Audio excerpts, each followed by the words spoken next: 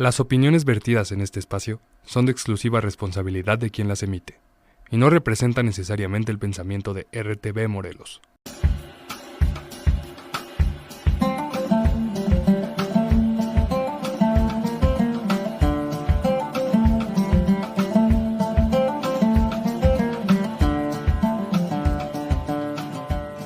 Hola, ¿qué tal amigos y amigas de Accesible? El día de hoy tenemos un programa espectacular, nada menos y nada más que con el psicólogo Enrique Álvarez. Pero antes de empezar, quiero recordarles que nos sigan en nuestras redes sociales: Morelos TV, Radial 3.14 y Universal Sónica.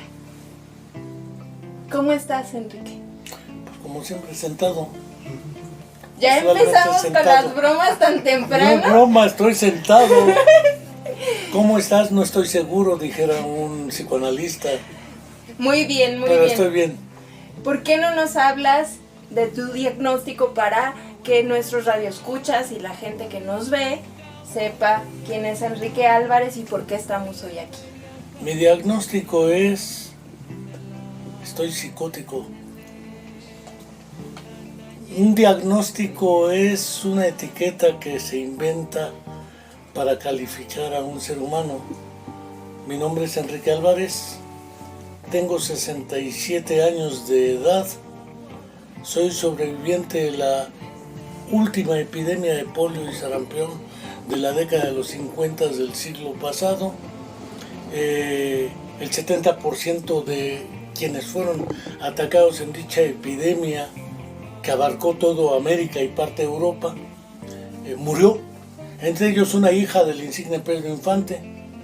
Yo nací el día en que murió el insigne Pedro Infante, el 15 de abril del 57, y curiosamente, si la memoria no me traiciona, en octubre se dio el terremoto famoso del 57, el que tiró al ángel de la independencia y le voló una pata. No sé si era premonitorio, pero el ángel de la independencia se quedó sin una pata y yo, por las secuelas de la polio, me quedé con las patas no funcionando. No tengo el diagnóstico en esa, porque los diagnósticos, los términos, los conceptos y categorías van cambiando a lo largo de la historia. Entonces, usualmente somos ignorantes y despreciativos con la necesidad del conocimiento de la historia. En la década de los 50 no había más que impedidos, inválidos y probablemente inútiles, pero no existían los términos, por ejemplo, de discapacidad. Ese es muy reciente. Pero a ver, vamos a hacer una pausa porque quiero que me hables justamente de cómo fue tu vida después de la polio, cómo estuviste en el internado y a quién conociste, porque evidentemente eso te marcó. A ver, aquí el problema no hay un antes y un después, como no lo hay para ti. Tú así naciste, entonces para ti es tu forma de vida y tu modo de ser, y para mí es mi forma de vida y mi forma de ser. En eso nos parecemos. Cuando me ataca la epidemia de polio, que también atacó un presidente de Estados Unidos, Franklin Delano Roosevelt, quien fue el que negoció con Stalin y con Winston Churchill el cierre de la Segunda Guerra Mundial, después la creación de la ONU y después la creación del Estado sionista de Israel. Ahí la dejo de todas maneras. A él también le dio polio. Como consecuencia de ello, me dio aproximadamente a los 6 meses de nacido.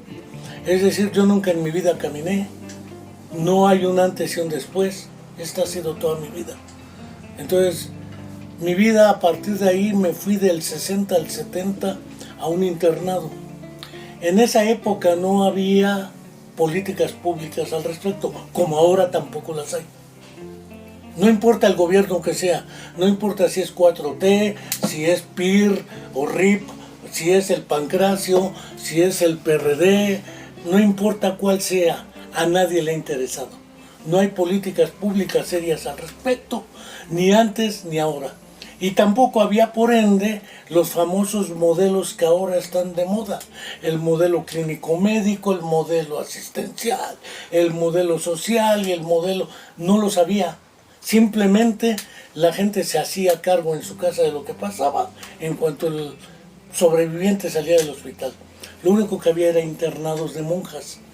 Las monjas de la caridad que fueron creadas por un tal Vicente de Paúl, alias San Vicente.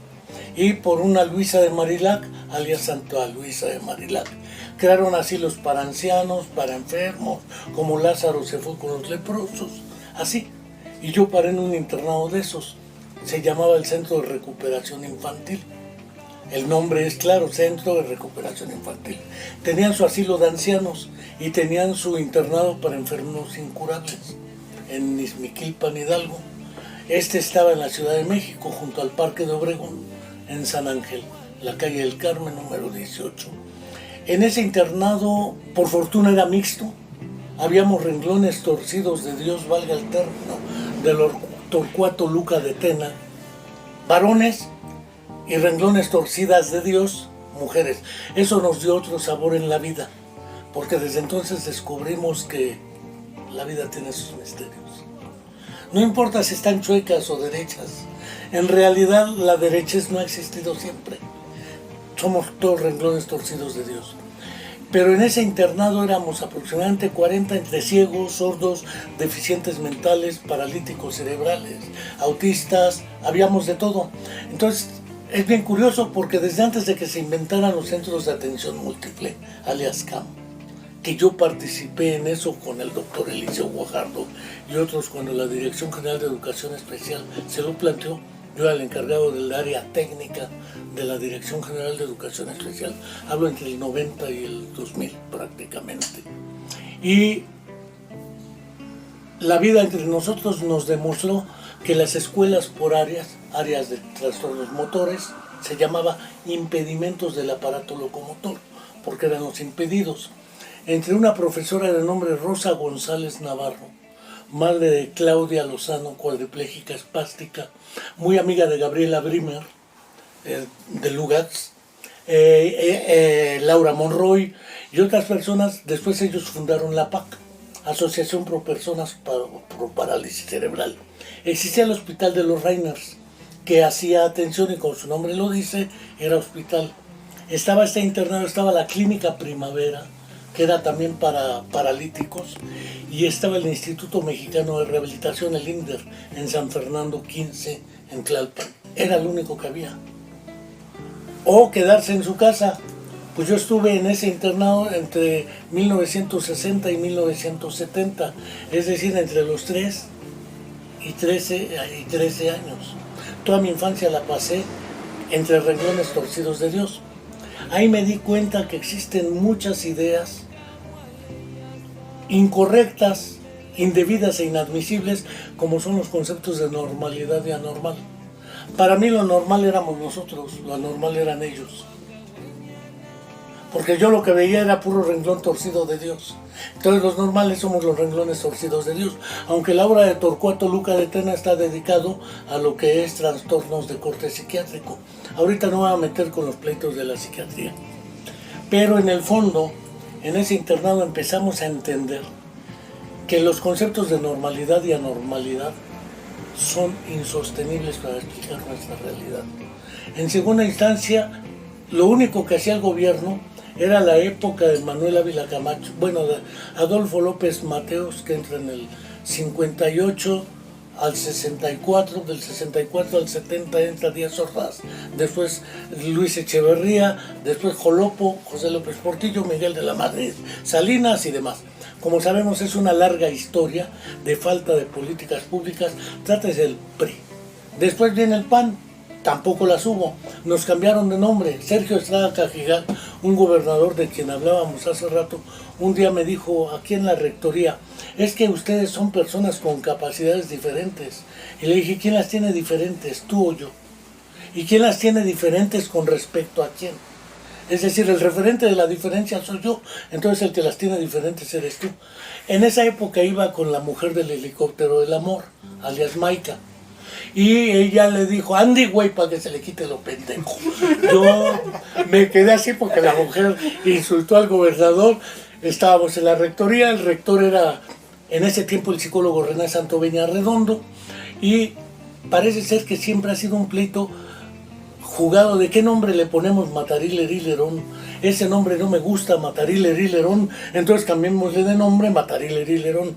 Hemos sido impedidos, minusválidos, inválidos, atípicos, enfermos, paralíticos cerebrales, niños con parálisis infantil, ahora personas con discapacidad, pero nos hemos olvidado que la persona no es un ente aislado de la familia y de la comunidad.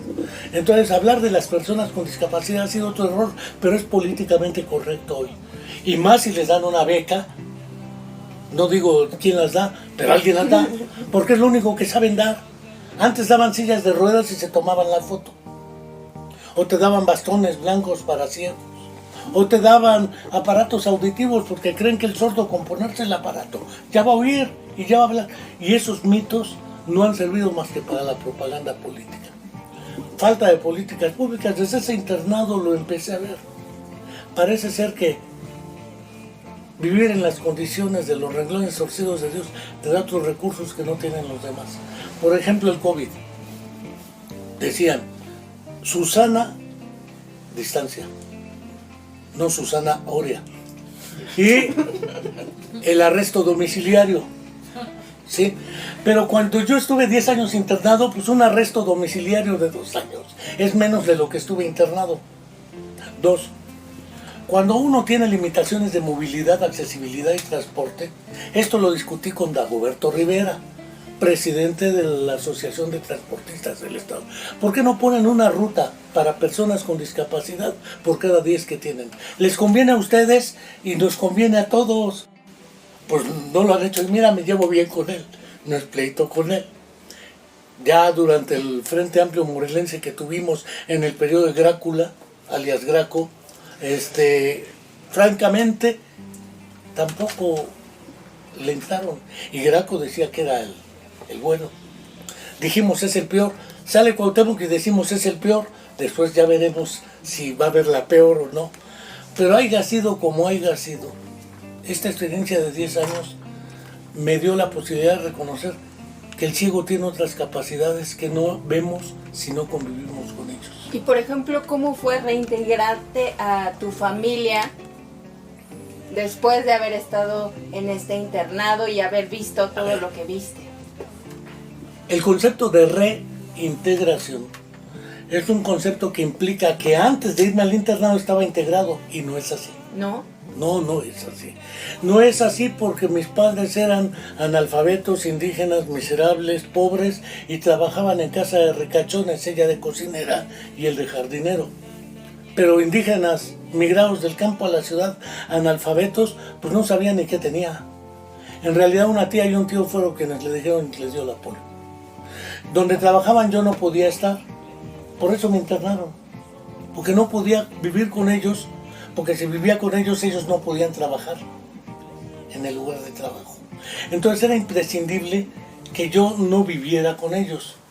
Y mis hermanos menores, durante el tiempo que estuve internado. Es decir, yo llego ya de 13, 14 años con mi familia, pero llego con una familia que biológicamente es mi familia, pero no es mi familia. No hemos vivido juntos. No hemos compartido. Ni tristezas, ni sueños, ni nada. Entonces, no hay tal reintegración. Llego y entonces es un proceso permanente de confrontación entre una búsqueda sin término de alternativas y una dinámica que ya llevaban ellos. Ellos se iban a jugar al billar, yo no. Yo me iba a la escuela y al billar, porque de ahí se gana dinero cuando se juega carambola y se tiene que sobrevivir. Curiosamente no me iba a las cantinas, pero mucha gente ahí murió en las drogas, murió en la época en que mataron al Rutas, por ejemplo, en la Ciudad de México, en el Olivar del Conde. Hablo del Rutas, hablo de los 70s. Es decir, quizá para muchos de quienes están aquí en este momento, los compañeros y tú, pues hablarles del Rutas, ¿quién carajos fue el Rutas? Y no era narco, por lo demás. Era un delincuentillo así como como cuando dicen me agarraste como el tigre de Santa Julia. El tigre de Santa Julia era otro delincuente de Santa Julia, pero así les llaman a la gente que busca de otro modo la vida. Vivíamos en una colonia popular y de ahí me iba a la secundaria, primero, después al CCH, antes de que entrara Claudia Sheinbaum, Carlos Imas, Mireya Imas, Imanol Ordorica, Antonio Santos, todo ese grupo de entre perredistas, morenistas y ex entraron a ese CCH Sur después que yo. Desde que entro al CCH y desde que estoy en la secundaria estoy militando políticamente y muy cerca del Partido Comunista Mexicano, en las juventudes del Partido Comunista Mexicano. Cuando me tocan las elecciones de José López Portillo, me tocó curiosamente ser escrutador de casilla. El único voto a favor de Valentín Campas Salazar, de candidato del Partido Comunista a la presidencia, fue el mío. Y defendí el voto porque dije es mi voto. Pero ahí se da uno cuenta del circo electorero, que para maldita la cosa sirve. No me voy a pelear ahorita también con la lógica de la democracia electoral. Pero toda mi formación vino entonces de ahí, de la militancia en la UNAM. Ahí conocí a un chorro de los que hoy están en la grilla, pero un chorro solo por edad, ¿sí? Puedo hablar de Agustín Guerrero, que está en Puebla de presidente Morena, o puedo hablar, Claudia Sheinbaum entró después que nosotros, Martí Batres entró después que nosotros, ellos entran con el grupo CESO, Comité Estudiantil de Solidaridad Obrero Campesina, que era un grupo cercano a lo que se conocía como la revista Punto Crítico, y nosotros estábamos más a la izquierda de esa izquierda. Entonces, de ahí me voy a la Facultad de Psicología. La mayoría de los que militaban políticamente se fueron a Economía y Ciencias Políticas, o a Sociología, como el caso de Víctor Hugo Sánchez Reséndiz, es sociólogo el hombre. Gran amigo. Se fue, saludos, y se fue curiosamente a Sociología. Yo me fui a Psicología. Y curiosamente los que militaban en Psicología se iban a Psicología Social. Yo me fui a Psicofisiología. Es decir, parece ser que nadar contra corriente es una buena idea para templar el espíritu, fortalecer la conciencia y alimentar los sueños hacia un futuro, como decía el poeta León Felipe, una fotografía que me regaló el buen Óscar Menéndez, lo mismo que la de Pepe Revueltas en El ensayo de un proletariado sin cabeza. Imaginar el mundo no como es, sino como debiera ser, gracias a la fuerza poética de nuestra imaginación. Y ahorita que estás hablando del mundo, ¿cómo podemos hacer un mundo más flexible para las personas con discapacidad? Más allá de toda esta situación histórica que nos has venido narrando a lo largo del programa, donde sí, evidentemente, las personas con discapacidad, ahora con este término, han sido ignoradas o han sido utilizadas, porque eso es una realidad. Pero, ¿cómo podemos hacer el mundo más flexible? Tú y yo y cualquier otra persona con discapacidad que nos ve, para que diga, yo puedo poner este granito de arena para mejorar mis condiciones y las de otras personas con discapacidad. Cuando estaban en el internado nos iban a ver los riquillos del Club España. Era un mundo diametralmente opuesto. Ellos iban las 9 posadas y nos hacían las 9 posadas. Nos regalaban piñatas, juguetes, dulces. Pues qué gran, porque gracias a nosotros hacían su buena obra del día. Eran vistos como caridad. No, eso era la caridad, ¿sí? Y nosotros éramos como los changos de Chapultepec, a los que iban a ver y les aventaban sus cacahuatitos para que les hiciéramos la gracia de permitirles la gracia de quedar bien ante Dios o ante quien quiera quedar. Esa idea de qué puedo hacer para que la persona se sienta bien es lo que hacían ellos. Una vez me tocó ir en representación de la Dirección General de Educación Especial a la región Mije de Oaxaca. Fui a Santa María Tlahuiltoltepec. En Santa María Tlahuiltoltepec llegamos porque 3 chicas llegaron a la iglesia de ahí con monjas y tenían unos niños con parálisis cerebral infantil. hablaron con el secretario de Educación y le pidieron que les construyeran una escuela de educación especial para integrar a esos niños. Fuimos y yo hablé con el maestro Mauro, el maestro que dirigía el Centro de Capacitación Musical México, la famosa orquesta de niños oaxaqueños que forman en la región Mije de Santa María Tlahuitoltepec, un poco arribita de Totontepec, pero en la región Mije. El primer día hubo honores a la bandera, canto Mije en Mije, del himno nacional, y canto en Mije del rey Concoy. Y yo me le quedé viendo al maestro de ceremonias y le digo, ¿quién es el rey Concoy? Ahí me di cuenta que el ignorante era yo, no ellos. Entonces les dije, miren, lo que venimos a proponerles es una escuela para sus niños con necesidades especiales. Los sacan de ahí y los integramos con esta escuela al desarrollo. Y me dice el maestro Mauro, es decir, usted me propone que los desintegre para que ustedes los metan a la escuela de desintegrados y luego nos los regresen para integrarlos. En Mije no existe la palabra integración y yo dije, ay güey, como que me quedé... Desestabilizaste. A ver, ¿qué pasa? Le digo, mire, por ejemplo, ahí tiene una niña con síndrome de Down. Dice, la niña está vestida como Mije. La niña no va a una escuela especial, va a la escuela con los otros niños. La niña hace su tequio como los otros niños. ¿Y en qué consiste el tequio? En desgranar maíz y para que haya en la comunidad. Ella tiene síndrome de Down, sí, pero puede desgranar maíz. Eso sí, ella tiene más derechos que todos los otros niños. Los otros tienen la obligación de cuidarla y apoyarla. Ella tiene que ir a la Orquesta Filarmónica del SECAM. Ella tocaba una flauta, un instrumento de viento. Y dice, y si los papás no mandan a los hijos al centro de capacitación, los amarramos al árbol público del castigo. Porque vivir en la pobreza y sin música es un error. Desde ese momento me di cuenta que quién soy yo para decirles cómo integren a sus niños. Más bien, la lógica es no desintegrar, para después hablar de cómo te reintegras o cómo te reintegras. ¿Qué hago yo para que se cambie esto? Eso me demostró tres cosas. La primera, no hay posibilidad de inclusión, integración o de nada si no es basada en la comunidad. Exacto. Si la comunidad no lo hace, no funciona nada. Segundo, no hay posibilidad de inclusión, integración y atención si no es centrada en la familia. Si la familia no participa directamente y no la persona con discapacidad, porque la persona con discapacidad puede ser más o menos dependiente. La persona con discapacidad puede ser de nacimiento o adquirido después de un accidente en automóvil. Pero resulta que después del accidente en moto, en automóvil, o un evento vascular cerebral por hipertensión arterial, o envejecimiento y demenciación, que no son equivalentes, la gente no se demencia por el envejecimiento, es por otras razones. Pero en esos casos la persona se vuelve progresivamente dependiente de otro. Y entre más chico es más dependiente de otro. No hemos reconocido que somos seres que dependemos de otros.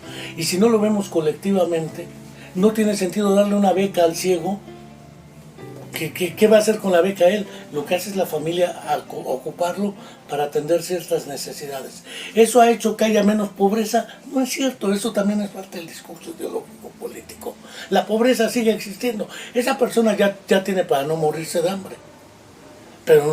Pero de eso a que ingrese a una escuela, pensemos cualquier secundaria o primaria, la 1, la secundaria. Quiero ver que entren a las aulas. Quiero ver que entren a las escuelas primarias con escaleras. Y que los directores no impidan, es que ese niño no entra aquí.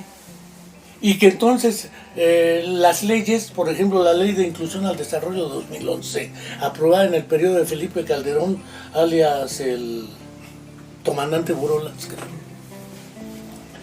se aprueba, pero no hay posibilidad alguna de sancionar a un director si impide el ingreso de un niño. Y si lo quieren sancionar, llega el CENTE y lo defiende. Es decir, hay un sindicato de maestros, pero no hay un sindicato de niños que defienda al niño contra la política pública. A mí me llevan niños porque tienen problemas de aprendizaje. Nunca me llevan un maestro porque tiene problemas de enseñanza. Que nada más tiene problemas el niño. El maestro es perfecto, no comete errores, etc. El niño tiene problemas de conducta y el maestro no. Digo, parece ser que entonces son relaciones de dominio-subordinación las que hay que acabar. No es con que, ¿qué hago yo? ¿Qué puedo hacer? Pelearme, inventarles la madre, dijera el poeta León Felipe. Babear y blasfemar, malditos, rapaces, gandallas, etc. Y no pasa nada. Aprueba una ley. A partir de hoy todos debemos ser llamados personas con discapacidad. Ya no soy discapacitado, soy una persona con capacidades diferentes. O con discapacidad. Pues no es cierto, un periodista de La Jornada en una entrevista me preguntó cómo quiere que le diga, ¿cómo te llamas, Pedro? Pues yo me llamo Enrique. Bueno, ¿Para qué me buscas nombre? Enrique, pues vamos a un corte y ya regresamos. No se vayan, amigos y amigas de Accesible, y vamos a seguir con esta charla que ha estado intensa. No me ha dejado hablar, así que no se vayan. Regresamos.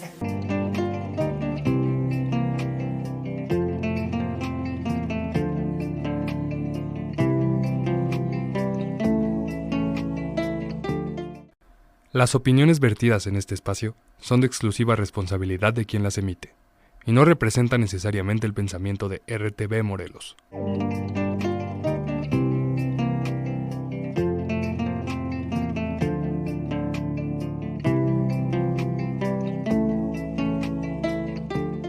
Amigos y amigas de Accesible, pues ya estamos de regreso aquí en Avenida Universidad con el psicólogo Enrique Álvarez.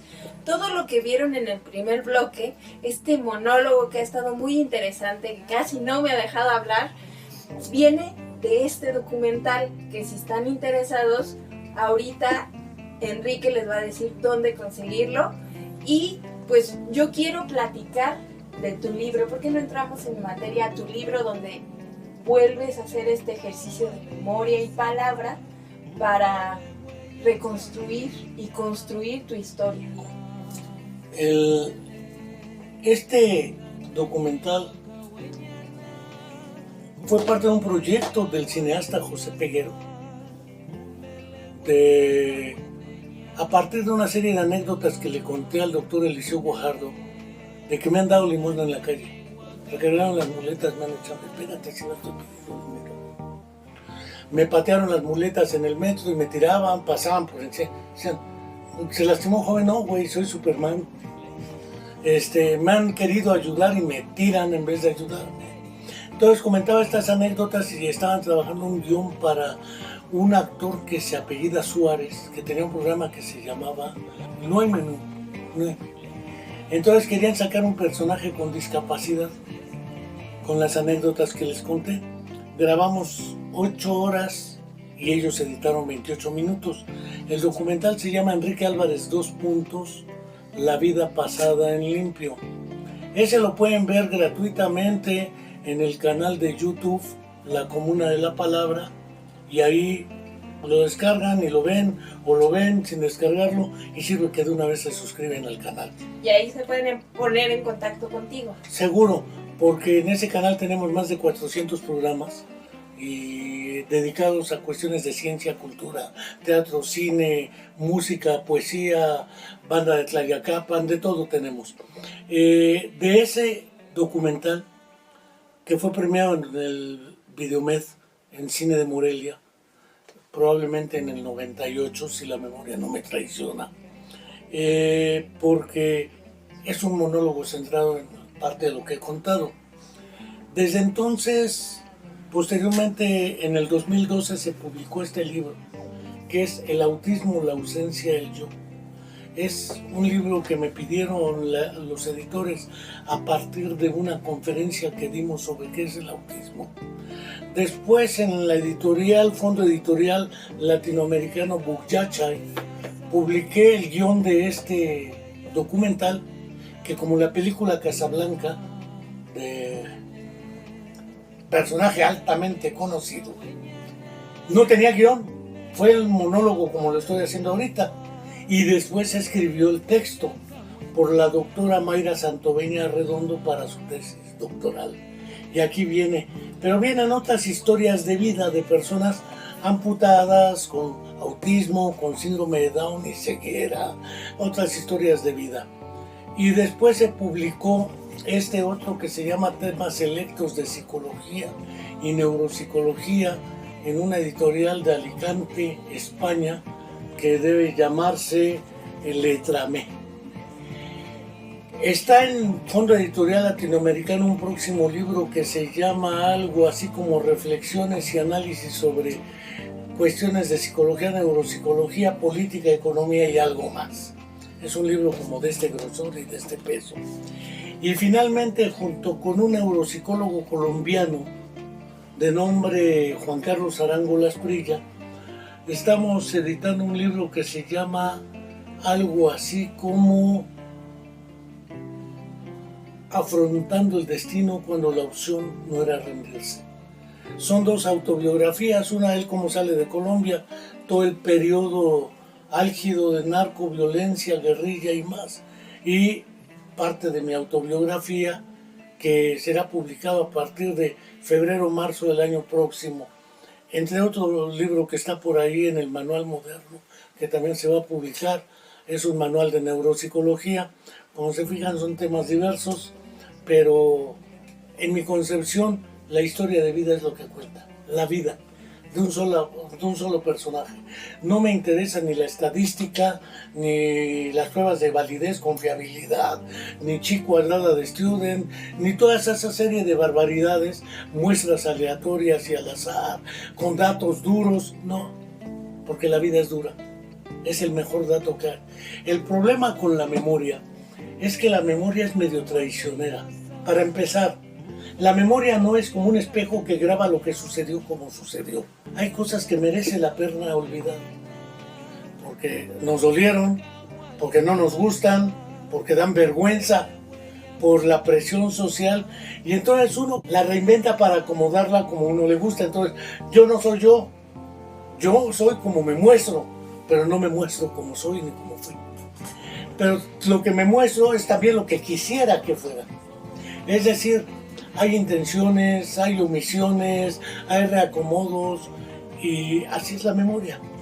Sin embargo, esos retazos de una historia narrada nos permiten compartir con los demás una serie de vivencias que contienen afectos, sentimientos, emociones, pensamientos, sueños, porque como decía un poeta, tú eres el amor de mi vida.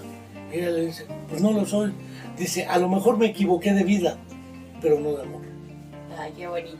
Uno se puede equivocar de vida, de época, pero no de a quién va dedicada. Así es esto de la memoria. La historia de vida es parte de ello. ¿Quiénes influyen en una vida? Pues los que estuvieron en el mismo internado que yo.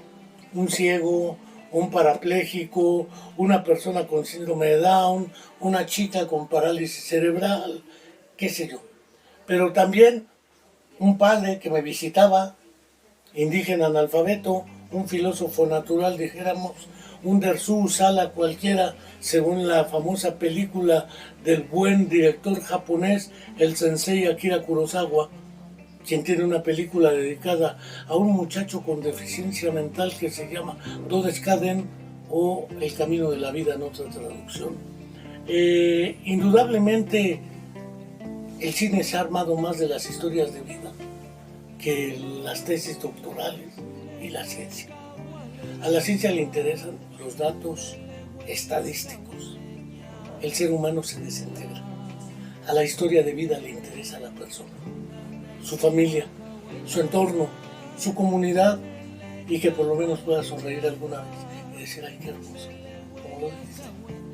Pero mira, qué interesante lo que dices, porque aparte de todo, haces un ejercicio con el sentido del humor, y yo creo que le quitas la solemnidad a lo que hoy se considera como discapacidad, la seriedad, y nos llevas con este libro a un espacio donde podemos reír, porque decías de tus apodos. Hay un apodo que comparto contigo y te lo voy a decir aquí en el programa, que es el columpio. Sí, a mí también me llegaron a decir que era como un columpio porque me balanceaba un poco. Como no tengo equilibrio, pues te aprendes a balancear así para no caerte. que también me he caído. Pero esa Pero no parte... te dijeron la corcholata. No. Cuando no estaba tirado en el piso, estaba pegado a la botella. Entonces me pusieron la corcholata, me pusieron el ilegal, porque nunca andaré derechito. Me pusieron el inmortal, porque nunca voy a estirar la pata. Me pusieron el patachín por razones obvias. El caminante de la luna, eso es más cercano al 69 y la llegada del Apolo 11 a la luna. Caminaba, según ellos, yo como astronauta. Y no hay muchísimos apodos. Y todo esto te lo digo porque el sentido del humor y esta conciencia política, porque también el estar en una marcha, el vivir ese mundo de caminar hasta cansarte, yo también lo hice, me fui caminando en la marcha de Javier Sicilia de La Paloma a México y todo el mundo estaba azorado. ¿Cómo es posible que pueda caminar tanto? Y yo les decía, pues es que cuando hay exigencias que van más allá de mi dolor de pierna o lo que sea, uno y una tiene que decir voy a caminar y por todos aquellos que no pueden hacerlo. Y entonces se siente como este espíritu indomable, este espíritu que de pronto se ríe, que de pronto juega con las convenciones sociales de lo que es la discapacidad, lo que es ser una persona con discapacidad. Y se siente toda esta parte de quitarse las etiquetas y decir yo soy Enrique Álvarez y hazle como quieras. Mira, el problema es que la idea de la visibilización es una idea ideológico-política de contexto. Si no evidencias que existe, según el último Censo General de Población y Vivienda, entre el 7 y 8% de la población de México tiene algún problema de discapacidad. Está subregistrado porque no están registrados, por ejemplo, todos los adultos con trauma de cráneo, todos los eventos vasculares, pie diabético amputado, todo no está ahí. Tampoco están las transitorias, tampoco están la psicosis, la depresión, no están en lo que se llaman trastornos psicosociales. No está el estrés postraumático que también existe por la violencia estructural que tenemos. Todos los familiares buscadores de sus desaparecidos tienen duelos ambiguos, duelos no terminados, porque si no encuentran a su familiar, ¿cómo carajos terminan un duelo? Pero le dicen, haz el duelo, ya acéptalo, olvídalo, borrón y cuenta nueva. O dijo un presidente de México, yo los perdono. ¿Tú quién eres para perdonar? No digo su nombre, pero ¿quién es él para perdonar? No es una deidad. No. El caudillismo así funciona. El problema de fondo es que efectivamente, si somos serios, el hecho de visibilizar implica demandar del Estado y del gobierno políticas públicas serias. Uno, asegurar el acceso a los servicios de salud a las personas con discapacidad y sus familias, sin condición alguna. Dos, asegurar el acceso a los servicios de educación, desde básica hasta superior, y sus familias de las personas con discapacidad. Tres, diseñar políticas públicas de educación para la vida a las jovencitas, porque las que se embarazan son ellas. No se embarazan solas, a lo que me refiero es a que si por alguna circunstancia se embarazan, las que se embarazan pueden morir en un aborto clandestino, no tienen la posibilidad de decidir un aborto porque no saben si su niño viene bien o no. Pueden decidir lo tengo, hay países donde dicen lo tengo y el gobierno dice ahí te va un estipendio para que recibas el mismo salario que un trabajador por el hecho de cuidar a tu familia. Eso implica no una beca, implica un salario, y no es lo mismo una beca que un salario, porque un salario lo reconoces como trabajo, y el trabajo dignifica al ser humano. Exacto. Asegurar el trabajo a las personas con discapacidad digno y no caritativo, como entra a trabajar aquí y le estamos dando chance, le pagamos menos, no tiene servicios públicos, no tiene prestaciones, antes diga que le di chance. Y tienen que adecuarlo en términos de accesibilidad, permanencia y movilidad, no solo las entradas, los espacios, los baños, porque también orinan las personas con discapacidad, también hacen popó y los baños son inaccesibles históricamente. Aparte de la accesibilidad, sistemas de comunicación, lenguas de señas universalizados, metido en la Constitución como una lengua nacional, la lengua de señas, como en Canadá o como en Paraguay, En Paraguay hay 3 lenguas oficiales: el guaraní, el castellano y la lengua de señas. Entonces, me parece que eso es fundamental. Aparte de ello, asegurar la eliminación de las barreras arquitectónicas, urbanas, transporte, movilidad y demás. Ideológicas y culturales implica una campaña. Eso requiere recursos, pero políticamente es más importante hacer trenes, abaratar con grandes obras enormes, aeropuertos, cosa que sí se ve. Aunque las personas con discapacidad casi no vayan a los aeropuertos, no importa, mucho menos los indígenas y los miserables, ellos casi no van. Lo que importa es lo que se ve, me decía un presidente municipal, y lo que se ve es la obra hacia arriba. Aunque el agua potable y el drenaje esté hecho un asco, el problema es efectivamente cómo asegurar un sistema de salud, no como el de Dinamarca, porque, bueno, qué decir que tenemos un sistema de salud como el de Dinamarca. Entonces, la idea de visibilizar tiene como propósito demandar del Estado. Hablo del Estado, no de los gobiernos. El gobierno en turno es responsable de las políticas públicas de Estado, pero el gobierno en turno, como pasa con los de los 43 jóvenes de la Normal Rural de Ayotzinapa, es un crimen de Estado. No importa si gobierna Morena, si gobierna el PRI, cuando sucede el evento hace 10 años. Sin embargo, el responsable de entregarnos la verdad histórica prometida, porque hasta ahora no tenemos ni la verdad a secas. Exacto. Entonces, es políticas públicas serias. No solo becas. Las becas son importantes porque ayudan económicamente, pero no ayudan a enfrentar directamente el problema, y sobre todo políticas preventivas. Entre ellas está la educación sexual y reproductiva a jóvenes, hombres y mujeres, la legalización del aborto como opción en estos casos. Yo recuerdo un debate de Gabriela Brimer con estudiantes de medicina a propósito del aborto, y ella decía, pues yo agradezco a Dios que no me hayan abortado. Lo mismo podrás decir tú, y lo mismo podré decir yo, pero hay otros que no están en estas condiciones. Entonces, el problema de la elección es un problema crucial en el reconocimiento del carácter de poder no quedar entredicha tu capacidad jurídica. Y mi capacidad jurídica está en decidir. Yo decido, pero la chica no decide ni sobre su propio cuerpo, porque entre estructuras morales, clericales y jurídicas la tienen atada. Exacto.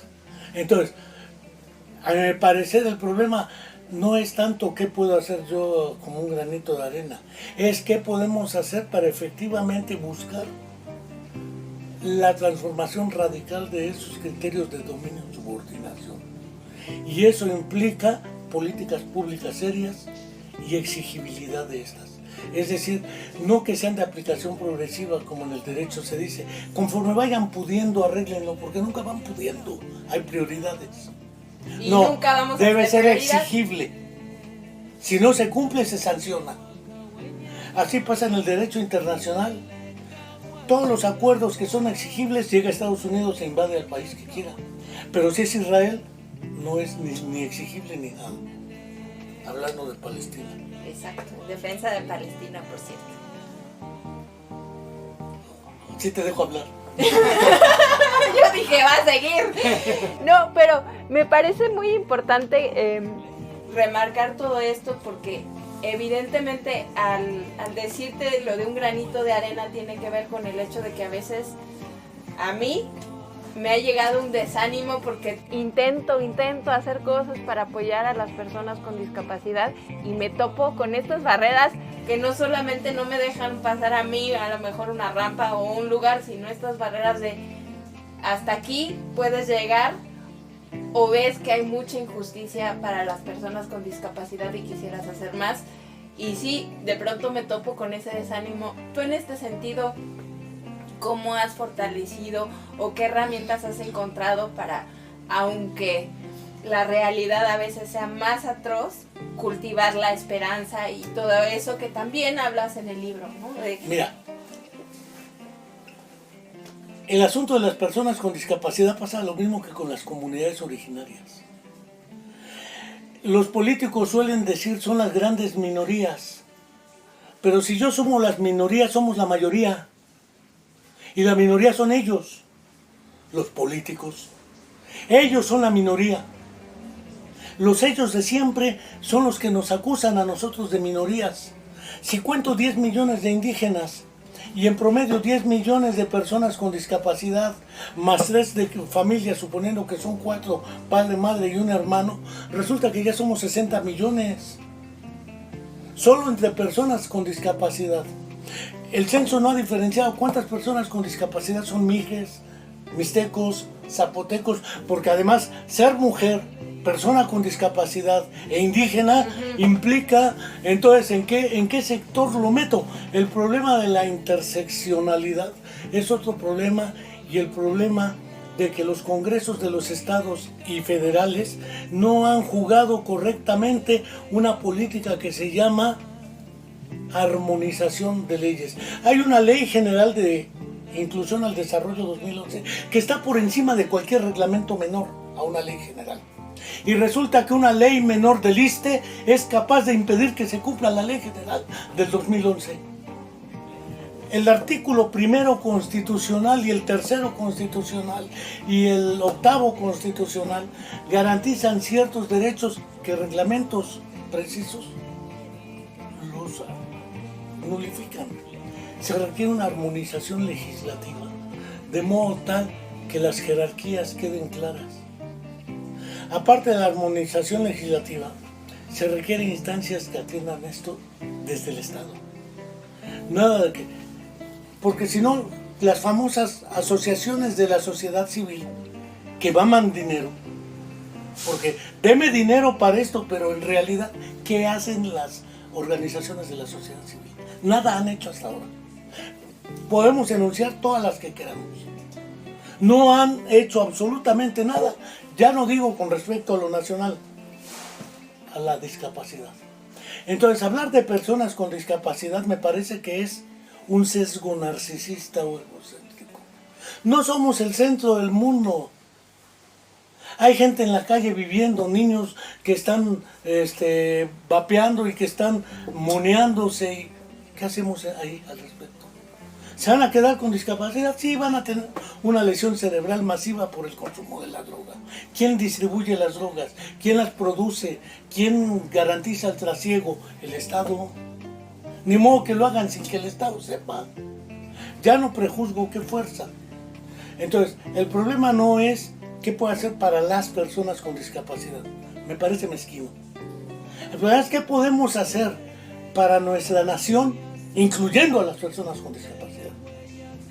Pero eso tiene que ver también con la manera en que se ve el mundo, porque tú estás abriendo un abanico muy grande y la mayoría de las personas como que utilices tus cajones porque a veces no le queda de otra.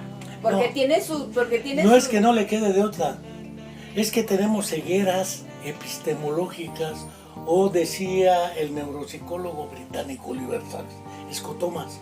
Hay realidades que no vemos, pero ahí están. Ahí están. Y no es que no las veamos, las vemos, pero consideramos que son irrelevantes.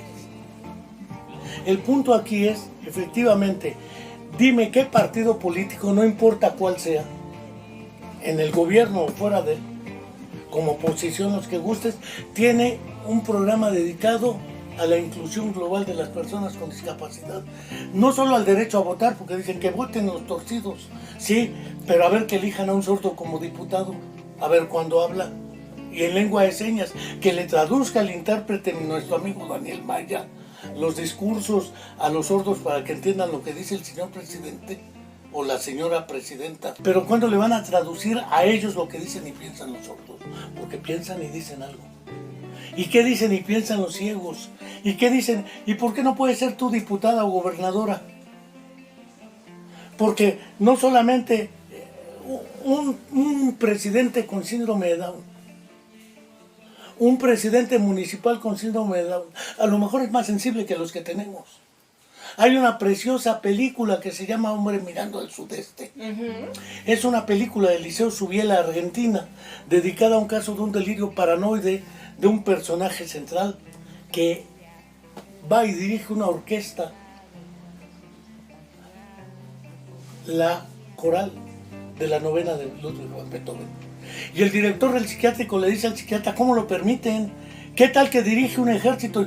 Si ya tuvimos dictadores militares. Piensa en Pinochet, piensa en Plutarco Elías Calles, piensa en Victoriano Huerta, piensa en Rafael Videla, en Pinochet. ¿A poco eran síndrome de Down? Piensa en Netanyahu. ¿A poco tiene esquizofrenia? Piensa en los que arman las guerras. Y vamos a ver si son las personas con discapacidad. No. Entonces el problema es que hay una creencia de que los que arman los tiroteos en Estados Unidos son Asperger o autistas o psicóticos. Y le dicen tiroteo porque no fue tiroteo, es un orate que llega y le dispara impunemente a la gente porque allá hay una enmienda que les permite tener armas a cualquiera, en su casa y fuera de su casa. Entonces, ¿dónde está el problema?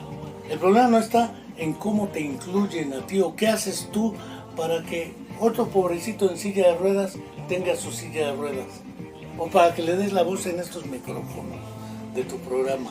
Pero es muy interesante, Enrique, porque justamente esa diversidad de pensamiento yo creo que es lo que permite dialogar, lo que permite entender que tú piensas diferente, yo pienso diferente, pero hay cosas en las que coincidimos, y a la gente que he entrevistado tiene mucha validez lo que me ha dicho, porque este programa lo que busca es eso, no busca decir tienes que pensar como yo o tienes que ver la discapacidad como yo la veo. Yo trato de acercar estos universos de las familias, de las propias personas con discapacidad, para que la sociedad entienda que somos personas y que vamos a seguir aquí, les guste o no les guste, y entre esa diferencia que puede haber en nuestro pensamiento o estas cosas que decimos, sí, hay injusticias sociales y hay que hacerlo más grande, pero a veces no, a mí no me alcanzan los brazos para agrupar todas las causas, pero me gusta esta parte de, pues sí, platicar, que tú me digas una cosa y que me digas que sí, que no, y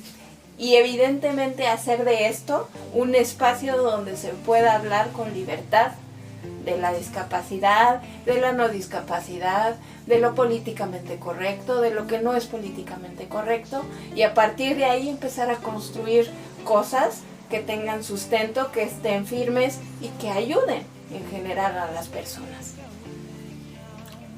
Probablemente esté más de acuerdo desde el viejo barbudo Marx con la idea de la dictadura del proletariado. ¿Qué quiero decir con esto? Decir que todos los pensamientos son legítimos es tanto como decir que el nazismo es legítimo y lo debo permitir, porque hay personas que deben tener la libertad de pensar como nazis. No, claro que no. No, evidentemente no, pero estamos es hablando dentro de aquí ciertos del límites. programa. Estamos hablando aquí del programa, no nos vayan a decir nazistas, por favor. Dentro de la estructura del programa, tampoco mi propósito es visibilizar la discapacidad. Según mi opinión, es como visibilizar el pensamiento. Lo que hay que visibilizar es al ser humano como totalidad. Y el ser humano como totalidad trasciende a la discapacidad. A mí no me define mi condición, me definen más cosas, lo mismo que a ti.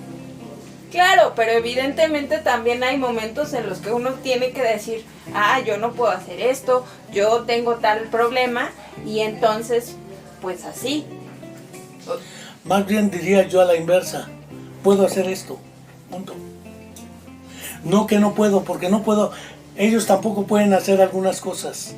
Sí, claro, pero cuando te ponen la barrera, sí nuestra experiencia ha sido, yo no puedo esto, el niño no puede hablar, no puede, sí, no, pero que sí puede, porque mi propósito es que se defina por el hacer y por el ser, no por el no hacer. Claro, pero evidentemente eso de alguna forma te va a marcar. Hay mucha gente que te dice que no puedes hacer ciertas cosas y lo terminas haciendo. Con los diagnósticos precoces, cuando eras niño, que te dicen no vas a poder hablar, no vas a poder caminar, y lo terminas haciendo, mal que bien. Pero bueno, ya se nos acabó el programa, Enrique, ¿ya ves? Pues ya ves, así es esta historia. Este monólogo... Es la tiranía de Cronos. Este monólogo lo pueden seguir en otros lados, o nos podemos poner a platicar en otro momento, pero ya el tiempo de charla se nos terminó, así que me tengo que despedir, Enrique, muy lastimosamente. Está bueno. Pues muchas gracias por Al abrirnos contrario. el espacio, por platicar, por entrar en este pequeño debate que me gusta mucho. Yo soy Natalia Correa, este fue su programa Accesible. No se pierdan estas anécdotas y todo lo que hemos venido compartiendo. Recuerden escribirnos en nuestras redes sociales, que son varias, pueden elegir la que más les guste. Y yo les voy a dejar una cápsula de cine a propósito de que hemos estado platicando de el tema. Y hasta la próxima. Nos escuchamos y nos vemos. Cine al Instante, Disca, con Natalia Correa. Hola, ¿qué tal amigos de Cine al Instante Disca? Yo soy Natalia Correa y el día de hoy vamos a hablar de la película italiana La soledad de los números primos, del año 2010, basada en el libro homónimo de Paolo Giordano. Esta adaptación es dirigida por Saverio Costanzo. La película está ambientada en Italia entre los años 1984, 1991, 2001 y 2009, y salta hacia atrás y delante en el tiempo. La trama gira alrededor de dos personajes, Mattia y Alice. Mattia es un niño de 7 años que tiene una hermana gemela con discapacidad, pero un día, sin mayor explicación, decide abandonarla en un parque, mientras él se va a una fiesta infantil a la cual había sido invitado junto con su hermana. Este hecho lo marcará profundamente, ya que sentirá una culpa que no lo dejará vivir. Y eso se combinará con la historia de Alice, quien tiene un accidente de esquí que la dejará coja, y eso le cambiará la vida, generándole inseguridades y una baja autoestima. El perspicaz Mattia cree que en los números primos se encuentra escondida la esencia y la magia de todo. En su vida y en su relación con Alice, siempre hay algo que los separa y que no los deja estar juntos. Y esto de alguna manera es lo que irá sucediendo una y otra vez a lo largo de toda su vida. Y en este vaivén de emociones y experiencias conocerán el amor, la complicidad y desde luego la soledad. Es interesante como tanto en el libro como en la película hay una constante de que la relación de los dos personajes se va construyendo a partir de un amor lento que pasa por distintas fases. Ambos se consideran raros y están ensimismados en su mundo. Es una película un tanto extraña que por momentos se acerca de manera superficial a ese mundo matemático, como su título lo vaticina. Sin embargo, se convierte en una historia de amor donde el tema de la discapacidad física por la cojera de Alice y la discapacidad emocional de Mattia se entrecruzan y nos permiten ver lo esencial, dos seres rotos por la vida que se complementan y acompañan en este mundo tan hostil todavía para las personas con discapacidad. Quizá el error más grande de la película sea que quiere abarcar demasiado, y por momentos eso hace que se disminuya la tensión argumental, donde se pudiera generar mayor profundidad y empatía. Cualquier adaptación cinematográfica, si da pie para buscar el libro de donde surgió, siempre valdrá la pena, ya que tanto el cine como la literatura son dos lenguajes distintos, que como los números primos, a veces se separan y a veces se acercan. Esto fue Cine al Instante Disca. Yo soy Natalia Correa. Hasta la próxima.